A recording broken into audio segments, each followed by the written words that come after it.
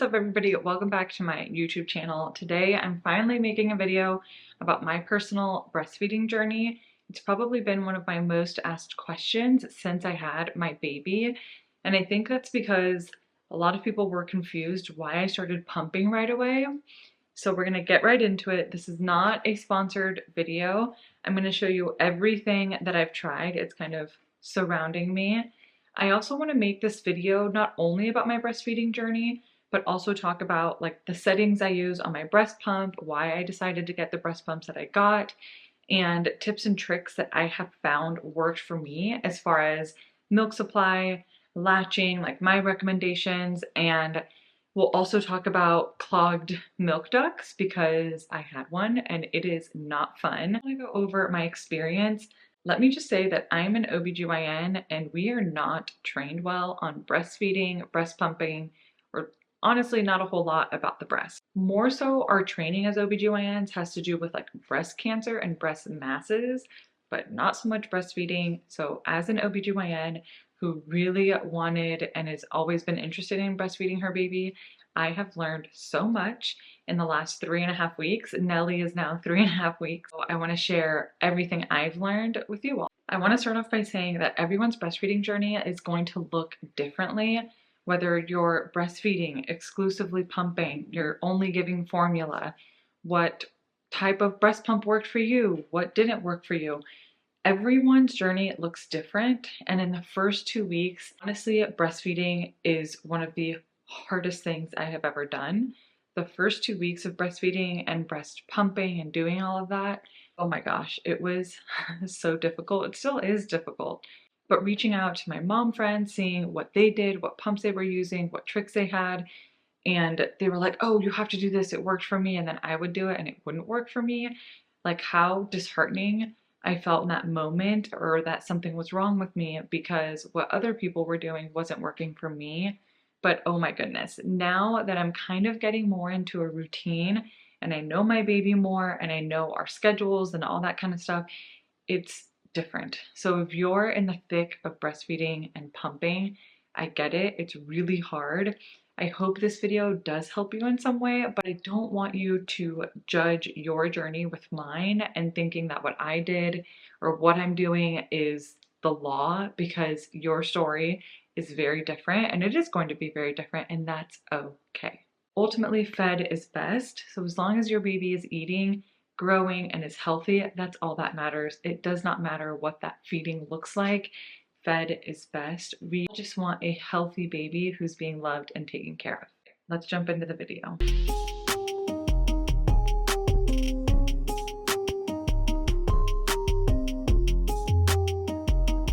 First, I'm going to start with my journey and then I'll go into all of the other items. In case you missed it, I did deliver a 36-weeker. So I had a C-section at 36 weeks, which is considered a premature baby. That being said, when she was born, she was really little. She only weighed 5 pounds. So immediately once she was born, I knew that because of her size, I was going to have to supplement. During the pregnancy, my goal was always to just exclusively breastfeed.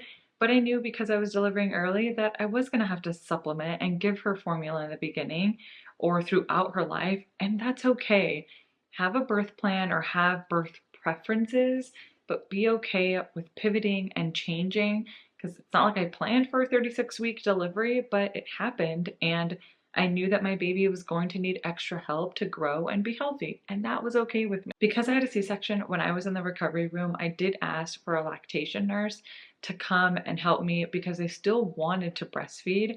And I know that the sooner that you get them to latch and you have that skin-to-skin bonding time, the better the breastfeeding journey. I had a lactation nurse come and talk to me when I was in the PACU, and she told me proper technique as far as how to hold her, how to latch her, and all of that stuff. But also she kept reminding me that she was a premature baby. So premature babies tend to be smaller, but also tend to be a little bit more sleepy than your typical newborn full-term baby. She would latch on really well, but then within a couple seconds, she would fall asleep. Or maybe she would suck for 30 seconds and then just fall asleep and stop sucking. Lactation nurse kept telling me, listen, she's really small, she's more prone to get tired, because she is having to work a lot harder to get the colostrum out of my breast. Now, colostrum is that first really juice liquid gold milk that comes out. It's full of so many benefits. It has a lot of the antibodies that babies need to keep them healthy, a lot of the different nutrients for them to grow, but it's thicker, so it is a lot harder for them to suck out, especially when they're premature and their sucking reflex isn't as strong. So for this tiny baby, she was actually burning calories trying to get the colostrum out, which is why she needed to be supplemented. The reason I started pumping at the hospital and really early on is that with the pump, we could remove the colostrum and then give it back to her. So this was our schedule in the hospital. Would latch on for 10 minutes on each side. Then I would give her that colostrum that I had gotten out in syringes. I would give that to her, and then we would supplement with a bottle. And we've been using NeoSure formula, and it's the one NeoSure for premature babies. And I can insert a picture of the one that we've been using. So we did that every 2 to 3 hours the first 2 weeks. You can imagine that was very, very difficult, and it was very, very tiring because we were feeding her about every 2 to 3 hours around the clock, meaning I would breastfeed, I would give her the express colostrum, and then I would give her a bottle, and then I would pump. So in the hospital, Corey would be the one to give her the formula bottle, and then I would pump for 15 minutes at that time and get that colostrum and put it up in syringes. Now, when we were discharged, the pediatrician told us that because she was so small, and she did lose a little bit of weight, all newborns do. So when we were discharged, she weighed 4 pounds, 14 ounces. So the pediatrician was like, listen, for the first 2 weeks of life, because of her size, I want you to do this schedule every 2 to 3 hours. She's like, try and stay with it. Try not to give up, but it is a lot. And it was extremely difficult because that's the schedule that we did for the first 2 weeks. And if I didn't have the support of Corey, my sisters, my family, during those first 2 weeks, I would have gone absolutely crazy because it was a lot.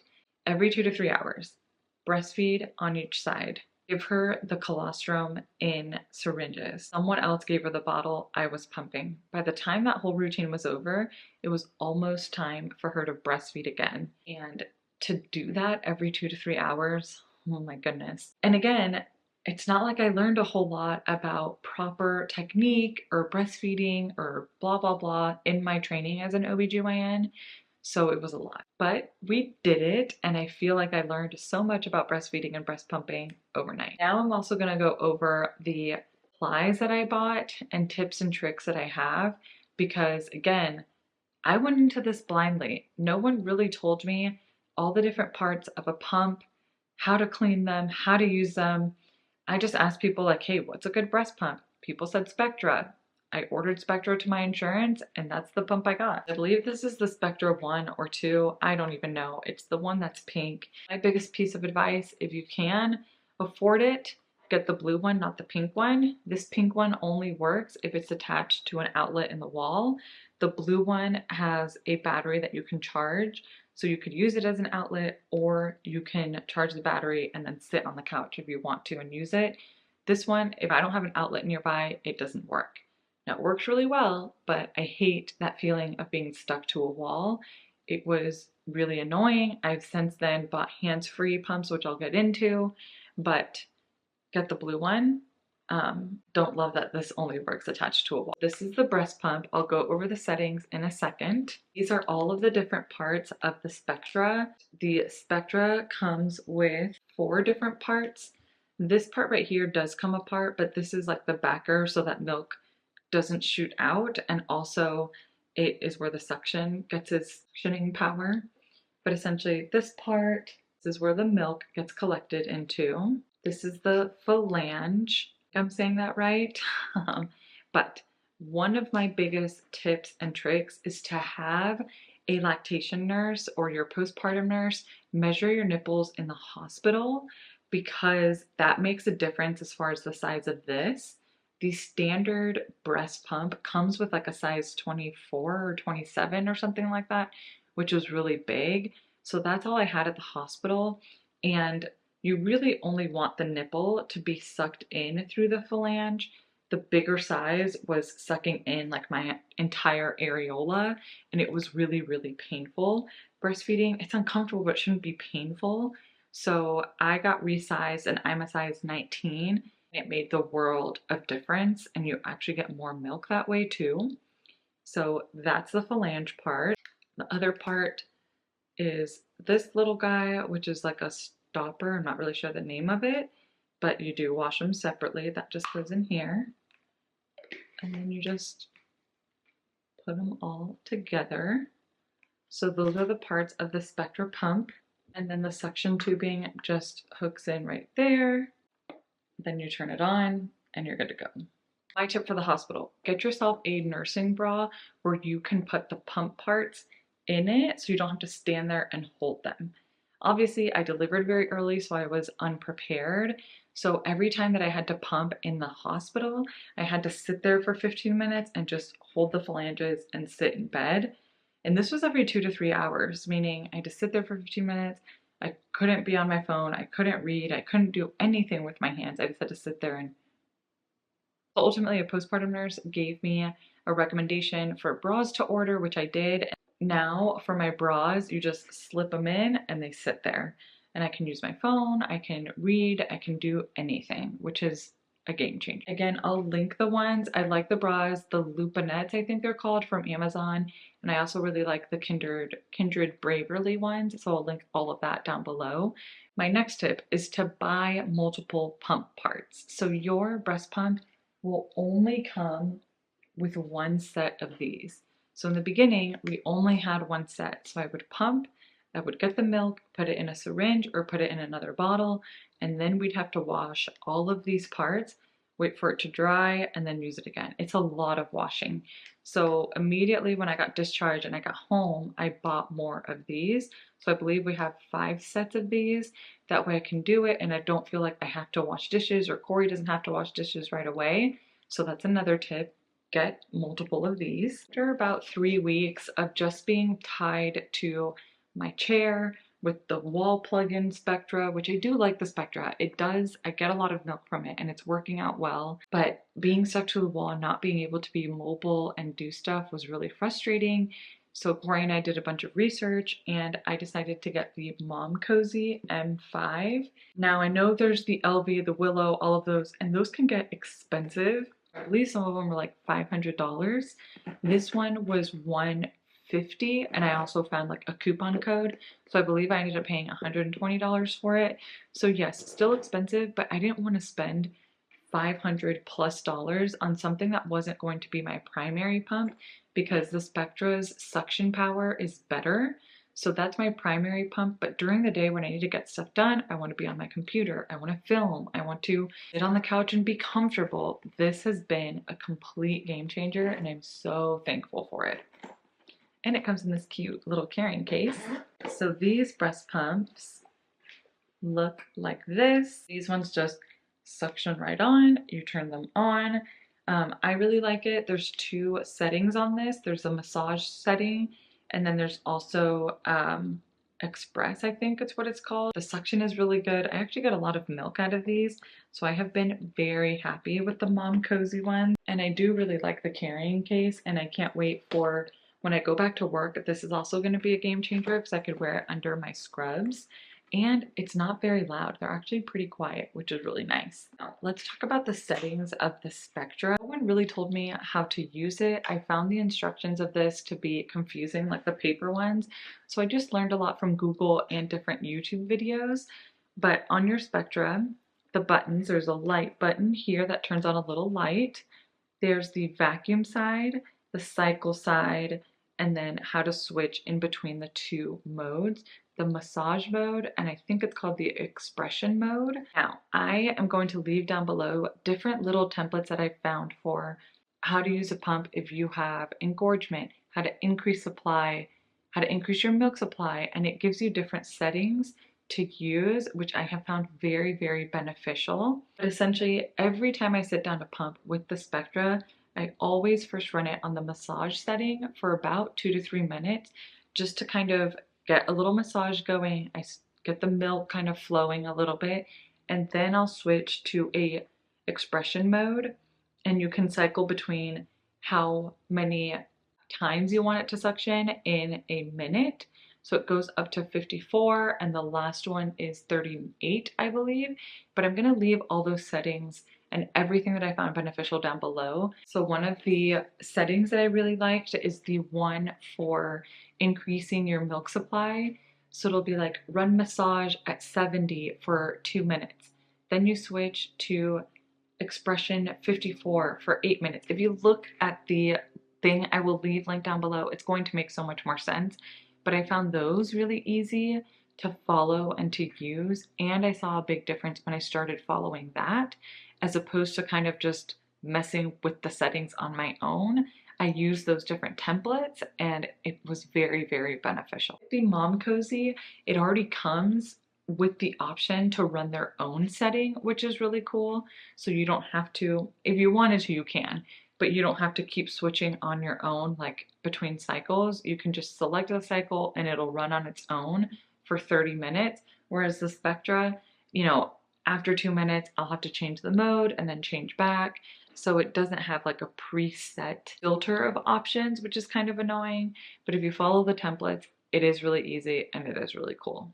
Now, because I delivered early, I was also worried about my milk supply. I knew that my milk supply could take even longer to come in. So these are the things that I have done to help increase my milk supply. Again, this is what's worked for me. It may not work for you, but these are my recommendations. One, go see a lactation specialist. I went at the beginning of this week and I wish I would have just gone way sooner. She was full of so many tips and tricks and just a wealth of knowledge, and she tailored it to me, which is really nice because she knows that every patient's journey is different, and she was extremely helpful. She's the one that kind of told me different supplements to take and tips and tricks that I could do. So definitely, if you have it available to you, go see a lactation specialist. Next, stay well hydrated. You need to drink so much water when you're breastfeeding. I could probably drink more and be better about this, but if you need to, get yourself a cute new little water bottle to help motivate you. But you need to drink at least 80 ounces of water a day, if not more. That's going to help increase supply, so drink water. I got this early on. This is a breast massager and it also heats up. When my boobs were engorged, this was a game changer, and I would do it in the shower because you can get it wet. Yes, it looks like a vibrator. It would just kind of help soothe and it would get warm because the engorgement process is very painful. My only thing with this is to be careful because it can lead to tissue damage if you use it too much, and it could lead to more inflammation. So I would say use it sparingly. I haven't used it in a while. It was more so in the beginning because I was very uncomfortable. But now that I've been more in the swing of things, I'm not reaching for it as much. The other item I bought to help soothe are these little pads that you can throw in the microwave. They get nice and warm. Again, for engorgement or just the tenderness that comes along with breastfeeding, it is really nice just to kind of wear these because the heat does feel really good. Same thing with, honestly, sometimes cold feels good too. This is something that my lactation specialist put me on and I've noticed such a big difference. This is Legendary Milk's pumping spray, and you just pump. It's honestly like oil. It's like sunflower oil, or you can use like coconut oil or olive oil. But I just spray a little bit down here in the phalange and just make sure it gets really well lubricated. It makes pumping, one, more comfortable because it's almost acting like a lubricant for your nipple. And I've seen an increase in my milk supply just by using this. So definitely recommend. I wish I would have started using this sooner. The pumping spray has just been a game changer. The other thing that has been a game changer for me, this is again recommended by my lactation nurse, by my lactation specialist. She did an exam on my breast and found what she felt were like micro clogged ducts. So not, I did have a big one, but like smaller bumps around the outsides. And this sunflower lecithin helps thin out milk or thin out the ducts. I honestly can't even remember. It's just a supplement, obviously safe with breastfeeding. You don't need to take it all of the time, but I started taking it every 6 hours or 3 to 4 times a day. And I've already noticed the decrease in those little bumps that I was feeling and an increase in supply. So this really works. And then she said, once you kind of stop feeling the bumps, you can kind of taper yourself down. If they come back again, you can start taking it again. So I have been very, very, very impressed with this lecithin. And then a lot of my friends also took it and they're like, yeah, we noticed such a big difference. So those two things, highly recommend. Again, they're safe, they're just supplements. I've also bought the lactation cookies, which I can leave linked to the ones I've ordered. I've done the mother's milk tea, which I hate tea. I think it's disgusting, but my pediatrician recommended that I drink it. So I try to have a cup of that every night and I just chug it because tea is disgusting. But again, I took it and I have noticed a difference. So why not? It's not harmful. So I think that's it. I know this might have been a little bit all over the place. Clearly, I'm still newly postpartum and I'm figuring stuff out. I may make another breastfeeding video down the line because things may change. Now, my current routine right now is still similar. About every 3 hours, Eleanor does feed. She breastfeeds for 15 to 20 minutes on each side, and then we do supplement and give her a bottle of my expressed breast milk afterward, and then I still pump about every 3 to 4 hours. And obviously I want to get to the point where hopefully I can start freezing some of the milk. I'm not there quite yet because she was so little. She's growing so fast now. So all of my expressed breast milk, she just eats, and eats, which is fine right now. But from when I go back to work, I definitely want to try and have some saved. And I think as long as I keep this up, which I have been able to, and it's been going really well, then I should be able to have some milk frozen so that she can use that when I go back to work. Like I said in the beginning, this has been my journey and what worked for me. Keep in mind that it may look different for you, and that's completely okay. Definitely in the comments, I want to hear, what was your journey? What worked for you? Do I need to try something new? Like I said, I feel like when we're breastfeeding, we are so likely to try things as long as it's not going to be harmful for us or for our babies. Oh, one more thing. I wanted to talk about clogged duct. I got a clogged duct last week. My breast started getting really tender. I felt an area that was really hard and very uncomfortable. So I, of course, texted my friends, like, what should I do? A lot of people were like, oh, you need to aggressively massage it. You need to put the Haka pump with Epsom salts and have it like suck it out and put heat on it, all this stuff. And so I started doing that. And then I was like, let me actually see what the recommendation of the treatment is for a clogged duct. And I actually found through the American College of Lactation, an recent article that came out, I think it was in 2022, that we have a better understanding of what it clogged duct is. Or we used to think that it was like the actual duct part, which I can insert a picture, was clogged. But now we know that it's likely more due to the inflammation of the tissue and the inflammation of the lymph nodes around the breast. They stopped recommending the aggressive massage. They stopped recommending the heat, and they actually recommended more of like a rest approach to everything. So not being so aggressive, because they found that an aggressive massage or using a massager like this one on a clogged duct was actually causing more trauma and more inflammation to the area. So it would take longer to treat. So they recommended more so to do, and there's an acronym for it. Let me find it. Okay, I found the acronym. The acronym is BAIT. Put it on the screen here.